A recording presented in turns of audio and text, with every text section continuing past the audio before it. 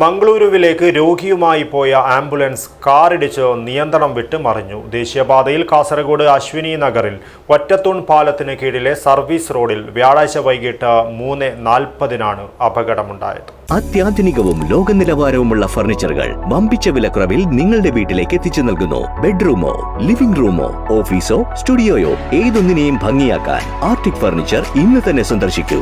Arctic furniture, Kasaragod, Uppala, Mangalore, Kanhangad, Vadakara. മംഗലാപുരത്തേക്ക് രോഗിയുമായി പോയ ആംബുലൻസ് കാറിലിടിച്ച് നിയന്ത്രണം വിട്ടുമറിഞ്ഞു. ആനബാഗിലു റോഡിൽ നിന്നും സർവീസ് റോഡിലേക്ക് കയറിയ കാറിലിടിച്ചാണ് ആംബുലൻസ് മറിഞ്ഞത്. അതിനിടെ സമീപത്തെ വൈദ്യുത തൂണിലും ഒരു ബൈക്കിലും ആംബുലൻസ് ഇടിച്ചു. അപകടത്തിൽ പരിക്കേറ്റ ആംബുലൻസ് ഡ്രൈവർ, രോഗി, കൂട്ടിരിപ്പുകാർ എന്നിവരെ സമീപത്തെ സ്വകാര്യ ആശുപത്രിയിലേക്ക് മാറ്റി. വിവരമറിഞ്ഞയുടൻ സ്ഥലത്തെത്തിയ അഗ്നിരക്ഷാസേനയാണ് അപകടത്തിൽപ്പെട്ട ആംബുലൻസിൽ നിന്ന് ആളുകളെ പുറത്തെത്തിച്ചത്. ആംബുലൻസ് തട്ടിയ ബൈക്ക് യാത്രികൻ ശാന്തിനഗർ സ്വദേശിയായ വെജ്കോ ജീവനക്കാരൻ എം നിജേഷ് അത്ഭുതകരമായി രക്ഷപ്പെട്ടു.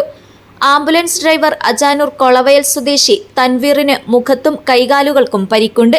സ്ട്രോക്ക് വന്നതിനെ തുടർന്ന് ജില്ലാ ആശുപത്രിയിൽ നിന്ന് അതിഞ്ഞാൽ സ്വദേശി ആയിഷയെ മംഗളൂരുവിലെ ആശുപത്രിയിലേക്ക് റഫർ ചെയ്തിരുന്നു. ഇവർക്കൊപ്പം മകൾ നസീറ, അവരുടെ മക്കളായ ഫരീദ്, റിയാസ് എന്നിവരാണ് ആംബുലൻസിലുണ്ടായിരുന്നത്. അതിവേഗം മംഗളൂരുവിലേക്ക് പോകുന്നതിനിടെയാണ് അപകടം. നാട്ടുകാരാണ് അപകട വിവരം അഗ്നിരക്ഷാസേനയെ അറിയിച്ചത്. തുടർന്ന് senior fire and officer VN വേണുഗോപാലിന്റെ നേതൃത്വത്തിൽ രക്ഷാപ്രവർത്തനം നടത്തുകയായിരുന്നു. പോലീസിന്റെ സഹായത്തോടെ ക്രെയിൻ വിളിച്ച് ആംബുലൻസ് റോഡിൽ നിന്നും ഉയർത്തി റോഡരികിലേക്ക് മാറ്റി. കേടുപറ്റിയ ബൈക്ക് പോലീസ് സ്റ്റേഷനിലേക്ക് മാറ്റി. കാറിലെ ആൾക്കാരെക്കുറിച്ച് വിവരങ്ങൾ ലഭിച്ചില്ല.